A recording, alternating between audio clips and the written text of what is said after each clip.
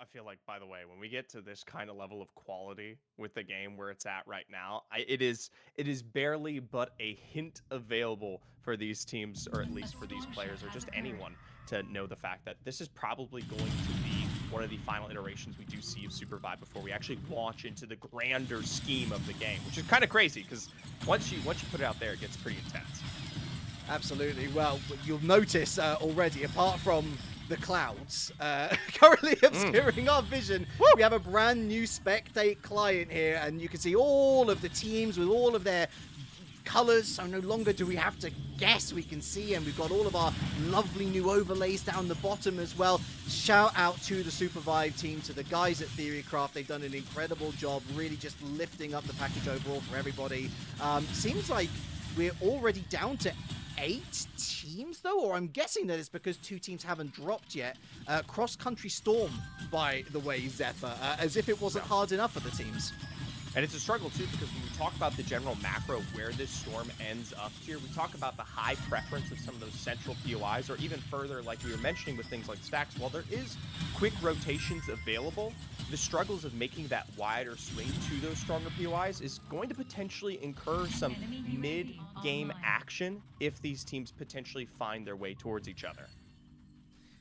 So it's an early vault then for Fable, as we will look to just gain a little more idea on what's going on elsewhere over the map. It looks like it is going to be 40 players in lobby, so it might just be a little bit of a a glitch on that front. XP Soul and Armor Soul, by the way, are 2 souls which will be spawning in after night 1, of course. I would say 2 of the highest priority souls that you could hope for. Moving on to Bad Comms minus their bomber half now. They're going after the Cold Fang Keep vault, which itself has 2 gold armor, Zephyr. And finally, our first look overall at the map. Everyone's spread out, Noah, early 50-50s. We'll see. Friendly Fire was on the back end here of some minor pressure for Moments Behold, but we do have separation on this roster, and Aiden starting to pick up some of those initial knocks on the opposite side. This seems to be a bit of that cleanup coming off of the stacks area towards the south, just getting into the zone here. While it isn't full wipes to be had here, this is something that should help them sustain and at least level up when we talk about the early game here. Really nice.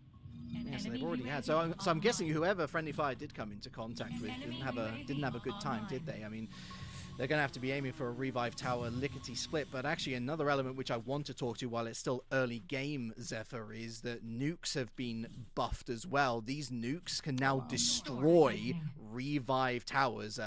Speaking of the towers, well, we're heading up north here. We've got Cubitos versus Fable. So this is one of our newer squads. I don't think I've ever seen this color in SUPERVIVE. It's the brown squad. But level 3s and level 4s, Cubitos have a good opportunity here to try and chip away some damage. 2 Oaths as well, but they're running that Aluna, duo as well. Trezzy moving north, as you say, getting good damage, and now Temisea and Apostatalis are looking pretty down. Oh, they're looking pretty dire, isn't it? Apostatalis, Temisea, Carrara. Oh, but the Sato's gone down to the world, and Marmotto falls. The counters reset. We're up to 10. We're down to 9, Zephyr. Cubitos are first to fall. And I have to say, when it comes to Fables here, an excellent exposition when it comes to the front to back. Dunmere, a professional with the Oath on the onslaught of really trying to push them back towards that height. And like I was saying, with the opposite pressure from Trezzy constantly on your back line, as you're slowly pulling away there, it just isn't quick enough for Cubitos. They don't have the opportunity to go for full resets, and especially with the lack of escape available towards the north here, they have no chance to play for recovery whatsoever because the launched escape is just a bit too far. But it doesn't seem like the action has slowed down for us here, Reliq. Indeed, the last door with Adamark in tow. Adamark running with the Felix, as he's most well known for. We've got DeGip, though. Dylan intercepts with the left shift on that Oath. Of course, you have a faster spin up on the LMB as well. When you spin in, big stun onto Abador, and the last door. I did say they've historically not had a good time here in Europe, and it looks like they're not going to have a good time again. But Adamark, heavy damage down onto Giant Chipperel, and Dylan gives him the retreat, and they got the Sandstorms, they got the heavy, or they got the higher ground. Abador still a little bit spicy here. We got the gliding from Adamark as well, going in with the Firefox, with the Felix. I'm still so used to that old neighbor. We've got the arrows going down from the myth now as well. Venom continuing on the chase. This entire battle has turned on its head. The last door showing fantastic resilience and comeback ability. Looking for the heal off of Dylan there on the back line to try to sustain this back up against the wall with the anti-heal. Potentially now the pressure to boot alongside this Felix. Could they look for recovery of the left? It's a risk they'll have to take. Barely does the ult miss out, but it might come with the exchange of just one. Surprisingly, just caught off on the edge. The option for revive still very much available as the recalls will come back here to one of our camps on the other side. But that was what could have been an incredible moment for Gip here to take out potentially one of their strongest suits here at the earliest point of our game. Yeah, it's a shame as well because they were so close to catching out Abador and indeed Adamark as well, but those Felix buffs are coming through big time, as is Fable on the Pumpers, are basically our favorites for this show match. We've got the Ice Crash, the Earth Shatter, and the Jewel goes up and slams back down again. We've got Paz on pretty low health, having to disengage here on that Zeph. Wicker moving back, the Jewel moves through, his chips are on the Jewel. Interesting, another Ice Crash now, one after the other. This time it's the orange teams, this time it's the Pumper, and I think that Fable may be biting off a little bit more than they can chew here. Even levels across the board, looking at 5s for all 8 of these players. Now looking for the re-engagement. Fable, tactical nuke goes down just to buy themselves a bit of space. Pumpers disengage. Just a slight issue when it comes to the, at least, engagement in terms of timing there. We talk about major utility and tools that were available. It was just a bit too separated. As a result, Fable, even though they were pressured with some high preferential, they had the opportunity here to just kind of wait things out when we talk about not just the decisions made by the team, but even some of the mistakes made in the micro. Even though, at the end of the day, they are going to look down there towards Prisma Falls, get the full revive, and at least put themselves back together. But this is a huge level advantage now in the heart for them to, well, have free reign for the XP alone here and free rotations out towards the east. And the east is where we find the soul. Both souls, in fact, Armor Soul and XP. The opportunity to take both is there, but given the quality in this lobby, I very much doubt that will be the case. Indeed, we already have one team surrounding the Armor Soul, I want to say, but we've got 3 teams. You can throw a blanket over all of them. It's the last door. It's the Gip once again. They're going to be joined by Yora, so this is Gugu Saya's team. Gugu Saya previously, maybe still of the Bad Boys, but the Bad Boys unable to take part in this event big time. And now we've got another engagement. 4th team enters the fray, Vivat Venazio. Looking to pressure, this might be something that forces these teams probably just to walk away from this one as a whole. 3 teams, potential action, always to look for third party. Opposite end of the board 4 might be saying to slow this one up, so potentially a split of the action on both sides here. It looks like no one wants to tussle with the muscle quite yet. It's a little bit too daring, especially as early as our rings are, but we can jump on back over to the souls initially here, starting that one off, of course, with the Armor Soul opposite here. It is friendly fire, but could be in the potential pinch. Very awkward choke point, isn't it? We knew that these new Meteor-style soul entrances would be coming with its own complications, and well, now we see the complications in action. Big choke point and friendly fire. I'm not going to say that they have choked, but they have definitely chosen safety as the better part of valor. Or have they? Cabanero with a huge block away on Dunmere, and we got the Biome Soul delivering huge damage from its regular attacks anyway. Pumper's coming from the south side, going for a nuke on that top line. Pumper's definitely in the right position. Aiden BY going for the hook. They go in. Do they take the soul though? Do they take the soul? Nobody's quite got it just yet. Who's going to pick it up? It's anybody's guess. It's the anti-heal. It is Pumpers who uses that dual ultimate to get out a dodge. Brilliant play from Pumpers. What a steal. So good there. We talk about lining that one up. Nuke to pressure off the north end as well. Cuts off the regards from any kind of pressure coming on from that right side. And then, of course, we talk about the Jewel dive in its Lonesome Fables. They have to be careful, though, for the Pumpers. They now know they have themselves set up within the drivers. I do want to point out, though, Tredsy, Dunmere, sitting on that extra tiered armor. Potentially something that does make this fight a little bit more difficult for them, even if they want to step up. We talk about changes within this patch. Everyone has gotten a little bit more healthy. We talk about TTK. It's gotten just a bit longer here. Even still, Chipsa looks for the entrance. But are they going to be able to walk through the front door? They might have opened it, but I mean, it's a very different situation. You're not being invited into their house. Massive icicle crash. That's going to completely lock out Blixman, and Dunmere's going to finish the job here. 1 kill, which might be good in the prologue where kill points matter, but you need to eliminate the whole team. Chipsa was looking for a revive, and they're going to get they're going to get bolted inside the vault. They escape thanks to that dual maneuverability, and together with Hot Biscuit and Chapel here on hard health, they're going to try and escape as best as they can. Chips are tanking a lot of damage, and they get over the railway line. There is no train in sight. Chapel has legged it. They're going to try and survive for their team, but look at that. Southwest, there is another team very close as well. They're going to have to get vision on them. Fable give up the chase, though. Yora on the other side, though, could be the perfect disaster here for the remnants of Pumpers. Gugasea starting to move this one in, looking for the separation. Chipsa already caught across here.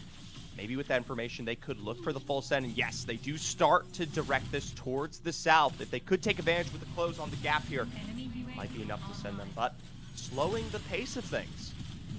News alert, elsewhere on the map, it's bad comms that picks up XP Soul, level 10 available. Meanwhile, Vivat Venatio, great stun, and that's a great execute onto Playero Funky. Yora, this is a team that's actually playing the most show matches of anybody this playtest. Gugasea was LF1 for, I kid you not, 2 weeks. Oh! And he's managed to find that someone. Phenomenal hook from Siki onto Levo. Looking for the spike now. They're not going to get it. Oh, that's a brilliant shift away. And Gugasea has actually gotten the kill right back. Extraordinary stuff, but Gugasea now goes in deep. Damstra surely going to fall as well. But his friendly fire and Degip to close it on both of these teams. It's scratching each other out. They've managed to open up the wounds for other players to pour salt into. As Chai Chiprel goes down, Siki goes down. Yora still up on 3. Somehow, Degip is still in this. Friendly fire, though, looks to punish Yora. I think all 3 players are still left in here. Levo using the grind rails. Tony Hawk over here finally escapes the danger.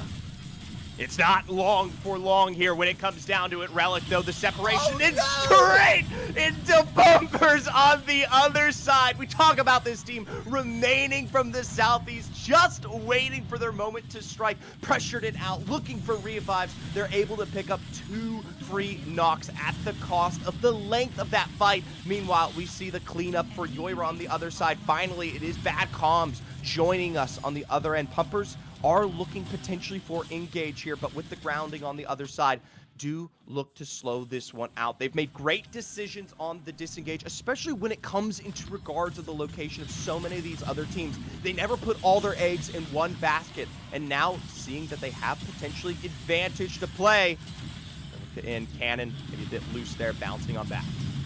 Very scary place to fight, though. Any boops are going to find yourself in a purple spike, and that's not a spike that you don't want to be falling into a spike any day of the week, but the purple spikes also deliver anti-heal. It's a nasty debuff. It's a nasty area to try and navigate your way through, and I think that both teams here, once again, choosing the correct decision just for the long-term vision. We have lost another team in all of that. I want to say it's Vivat Venatio, which, man, this team just doesn't get a break. They are so close to brilliance so many times over, but again, they find themselves coming up short. Meanwhile, the last door going in on Fable. It's a struggle there, tries to find the ult. It is a bit of a caught edge on the low side of that fight, and it won't be the full wipe on Fable whatsoever, especially given the extent they can expand here, but there's not a lot of opportunities for recovery now getting into this late point of the game. We talk about Yoira's looking for recovery towards the top side here, and the follow-through as well, potentially from Degip in just a moment. This isn't a space you want to be when we look towards where we are getting that storm shift in a moment. And breathe. I've just had a nice bit of hydration there, nice drink of water. Make sure you hydrate out there, folks. Long day ahead with plenty of SUPERVIVE on the horizon. And on the horizon for Degip, we see for the first time, really, on stream today, the professional SUPERVIVE enjoyers. We've got Anion leading the charge, Miko going in, a little bit of chip damage on Prismat. Meanwhile, Giant Chipper with that brawl, taking a lot of damage from this mob boss, but they get all of that health back and can now rejoin this fight. A strong ult to start things off. Bit of the stun out there to get some early damage down. The shield still providing a good chunk of the defense. With it broken, though, this might be the call for Degip to pull away. Even still, though, Prismaticism improving, caught within the wind. Just barely do they find the gap as finally Fables arrive Anine has to be careful, caught without the ability to recover. Instead, it's Treadsy deep, ultimates invulnerability, 2 to find the Nox with Mede, nowhere to go. A rock between a hard place here for Anine. Will look for recovery elsewhere as, of course, the Gift continue to play this one extremely well, calling for the disengage at the perfect moment not to be caught out in what could have been a turnaround after they lost the majority of their util.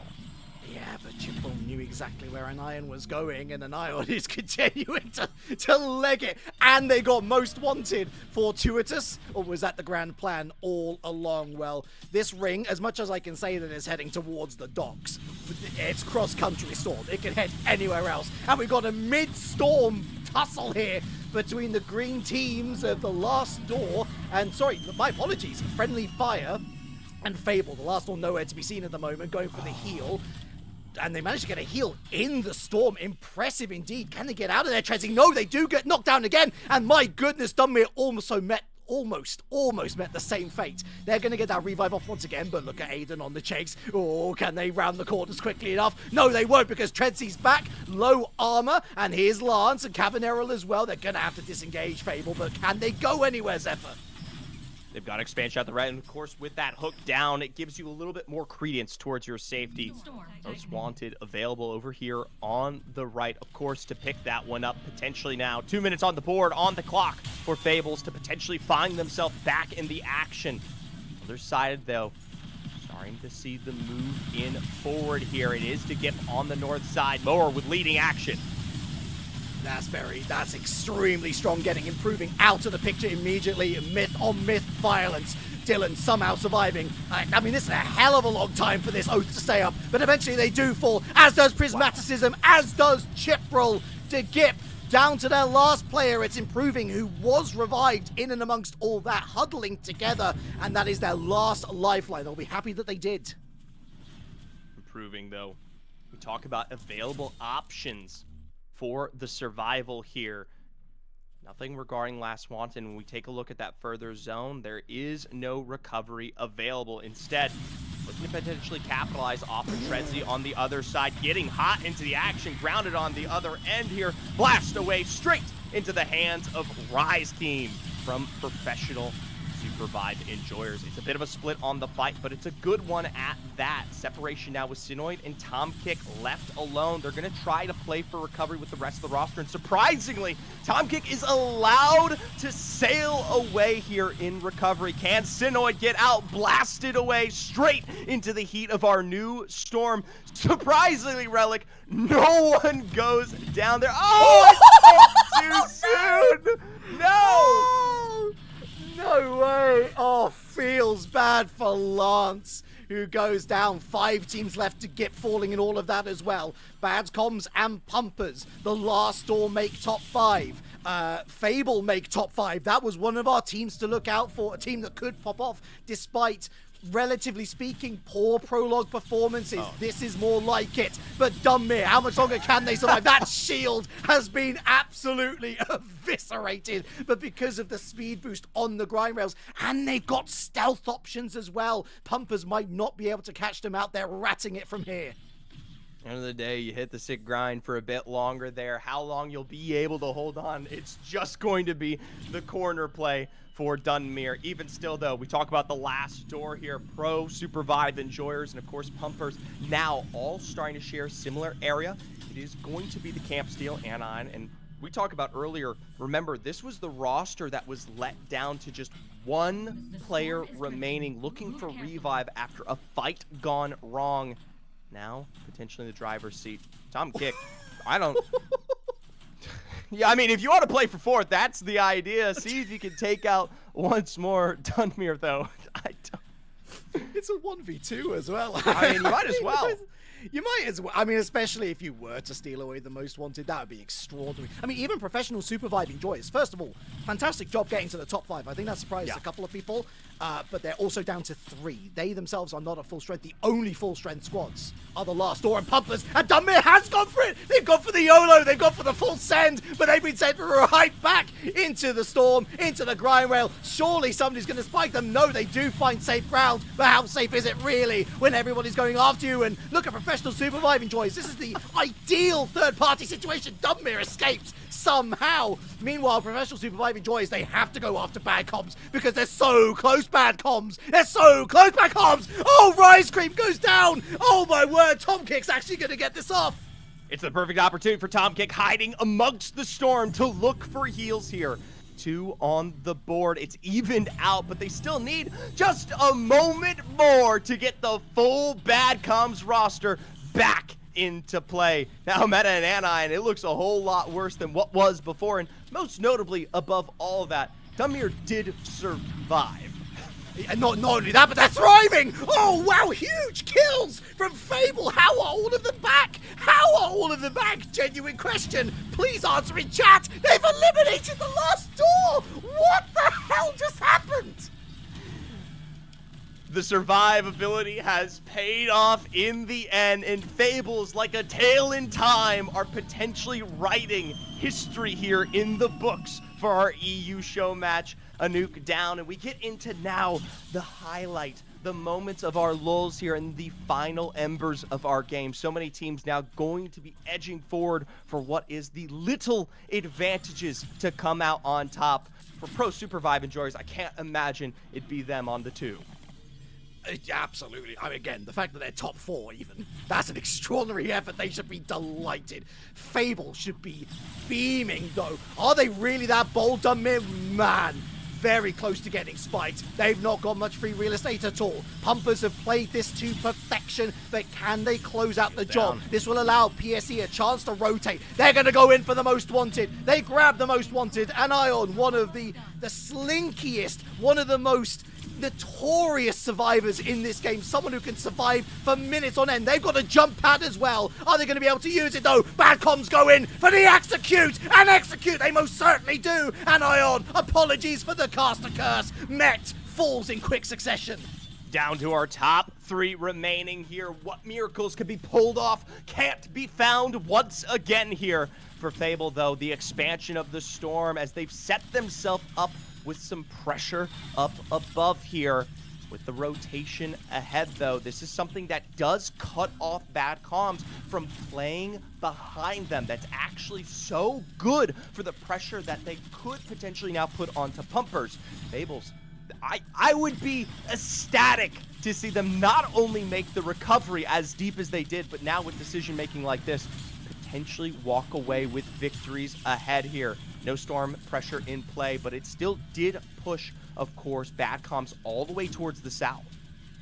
We've got our quote-unquote sweaty lobbies on the last day of this playtest. So stacked was the North American contingent that Fable did not make it into that. They're going to be playing on day 3.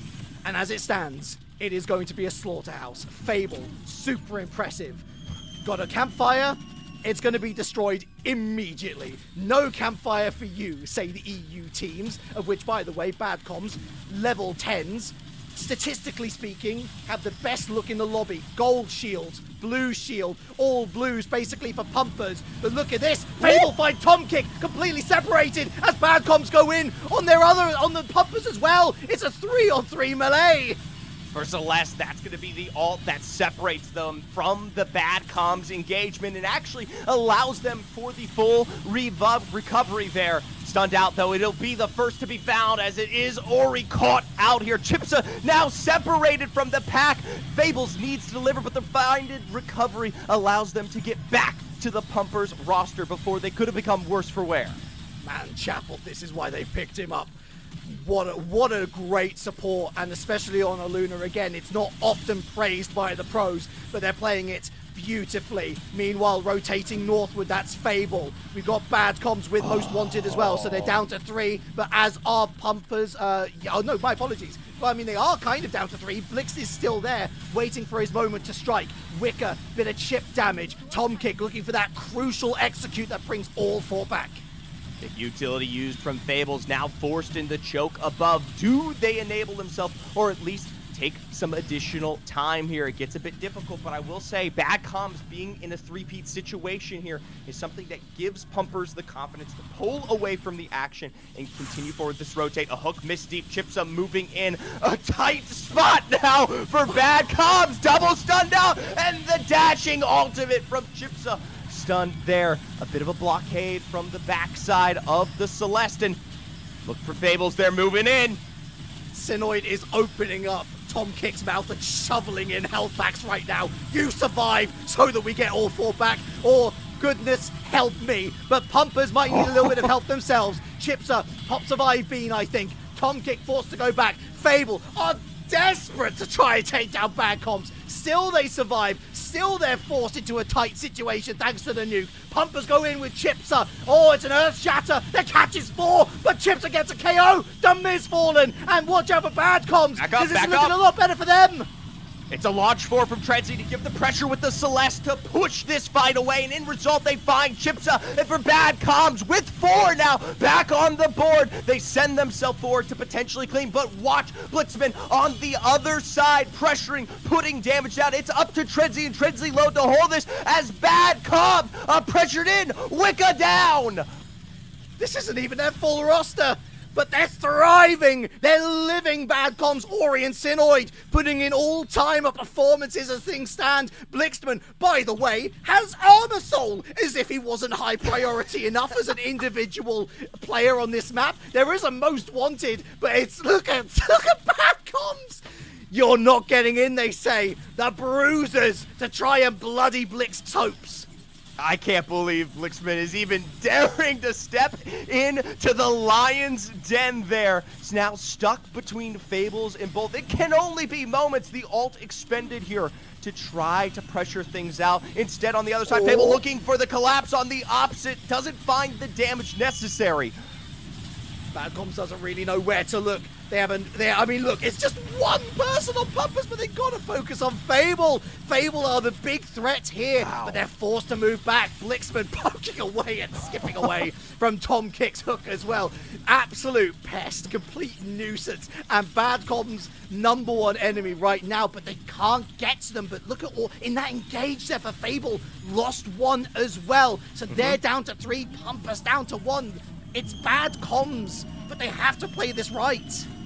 Double nuke there. Trenzy finding the thread through the needle. Blixman looking on this move to try to catch it with the ultimate available. Will utilize that to dissuade the pressure, and Fable's moving in with the massive earth shatter to find the stun. Everyone wants a piece of the action. Still, once again, just Tito taken away with the shield break, though. That's not going to be the recovery damage. Tom Kick now separating the back line, and Paz and Trenzy are looking, but he still finds his way through it. I can't believe I'm saying this, but Blixman finally...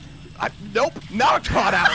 Out and away through the tornado. There we go. There we go. Okay. Sinoid puts him out of his misery. I mean, he had the most wanted stolen from him as well, because Trenzy's got it now. And now Bugcoms know it's 3v4. They have to focus, and focus they have. Paz falls like a sack of spuds. Dunmere low health. Pushed into the storm, stunned into the storm. Last player alive is Trenzy. Oh, the timer waits for no one, Zephyr. It's bad comms, and that wasn't even their full power roster.